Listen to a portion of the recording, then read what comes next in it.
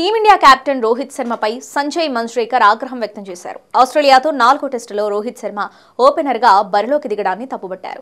తన స్వార్థం కోసం ఫామ్లో ఉన్న కేఎల్ రాహుల్ను డిస్టర్బ్ చేశాడని మండిపడ్డాడు.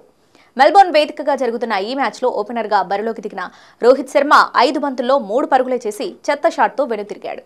ఫస్ట్ డౌన్లో బ్యాటింగ్ వచ్చిన కేఎల్ రాహుల్ సాధికారికంగా బ్యాటింగ్ చేశాడు. కానీ కమిన్స్ వేసిన స్టన్నింగ్ డెలివరీకి క్లీన్ బౌల్డ్ అయ్యాడు. దాంతో ఓపెనర్గా బరిలోకి దిగి విఫలమైన రోహిత్ శర్మపై సంజయ్ మంజ్రేకర్ ఆగ్రహం వ్యక్తం చేశాడు. ఆస్ట్రేలియా గడ్డపై అద్భుతంగా ఆడిన ఆటగాళ్లకు ఎప్పుడైనా ఎక్కువ మర్యాద దక్కుతుంది. ఈ సిరీస్లో team India best batter KL Rahul top ఆర్డర్లో అతను నిలకడగా పరుగులు చేశాడు.